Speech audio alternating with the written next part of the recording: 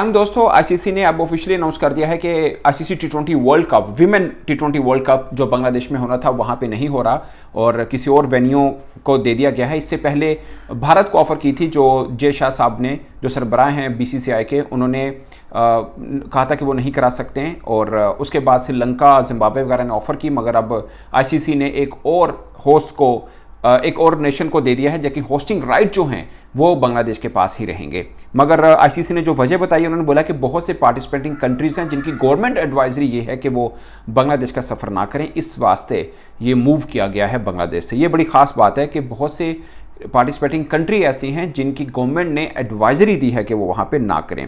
इस वास्ते जो 2024 का आईसीसी वीमेन टी20 वर्ल्ड कप है जो अक्टूबर में होना है, वो बांग्लादेश से मूव कर लिया गया है। अब ये वर्ल्ड कप 3 से 20 अक्टूबर तक यूएई में होगा, यानी शारजा, अबू धाबी और दुबई के अंदर इसके मैचेस होंगे।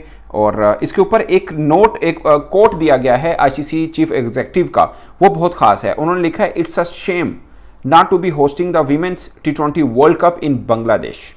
It's a shame. ये एक खास चीज़ है। As we know, the Bangladesh Cricket Board would have staged a memorable event. और ये उन्होंने बोला कि हम जानते हैं कि मतलब वो एक अच्छे तरीके से कर सकते थे।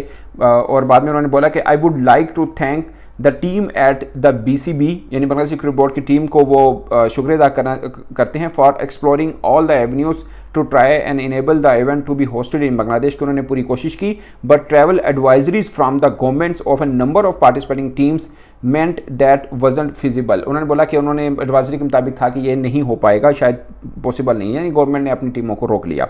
However, they will retain hosting right, तहम होस्टिंग राइट उनके पास होंगे। We took forward to taking an ICC global event to Bangladesh in the future, कि हम जल्द कोशिश करेंगे कोई और ICC का कोई ग्लोबल इवेंट जो बांग्लादेश के अंदर करा सकें।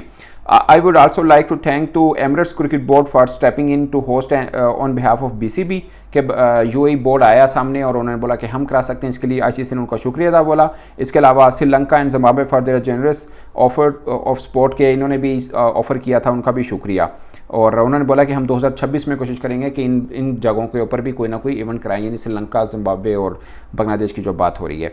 तो ये है दोस्तों। और आईसीसी के बहुत से इवेंट हैं जो किसी न किसी सर्कमस्टांसेस पर यहाँ पर दुबई के अंदर हुए, यूएई के अंदर आप कह सकते हैं, और एक ख़ास हब बना हुआ है। बहुत से लोग जानते भी हैं कि आईसीसी का जो हेडक्वार्टर है वो भी दुबई के अंदर है।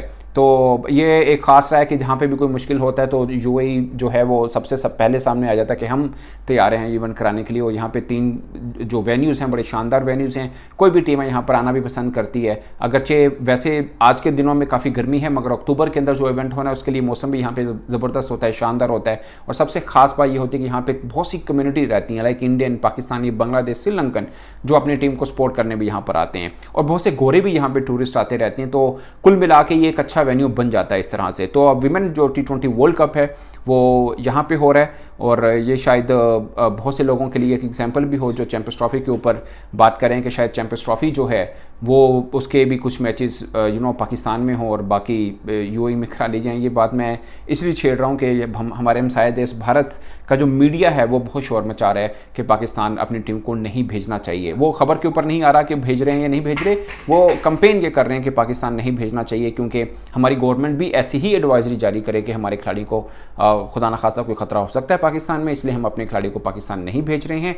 और ये जो मैचेस हैं भारत के, वो सब के सब यूएई में रखे जाएँ या किसी और न्यूट्रल वेन्यू में रखे जाएँ। ये मैंने सिर्फ रेफरेंस दिया है, चूँकि अब ये विमेन T20 वर्ल्ड कप में ऐसा हो गया और सबको मालूम है कि वहाँ पर सिक्योरिटी सिचुएशन पोलिटिकल थोड़ा क्राइसिस हुआ। मैं नहीं कह रहा कि सिक्योरिटी सिचुएशन थोड़ी डिफरेंट होगी वहाँ पे, क्योंकि एक पूरा मुल्क है बांग्लादेश, बट पॉलिटिकल के सीन थोड़ा चेंज हुआ। उसके बाद बहुत से जो खासकर गोरे कंट्रीज़ हैं वो नहीं चाहेंगे कि अपनी टीम को और विमेन टीम को बांग्लादेश भेजें। अदरवाइज बांग्लादेश होस्ट करता रहे, बड़े बड़े इवेंट होस्ट करता रहे, मगर पाकिस्तान का सिनेरियो थोड़ा डिफरेंट इसलिए है कि यहाँ पर अभी बांग्लादेश की टीम आई है, उसके बाद इंग्लैंड की टीम आएगी, इससे पहले ऑस्ट्रेलिया, वेस्ट इंडीज़, न्यूजीलैंड सब टीमें आ चुकी हैं।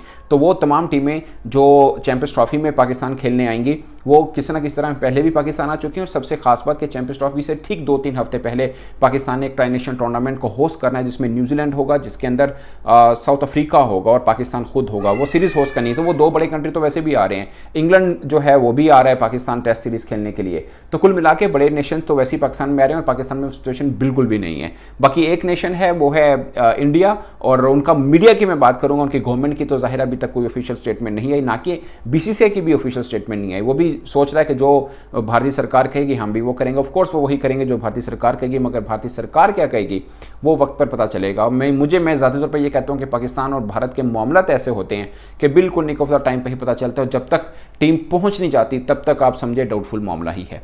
इस पर आप अपनी राय कमेंट के सूत्र में जरूर आएगा। मेरी तरफ से इतना ही, इजाजत दीजिए, अल्लाह हाफिज़।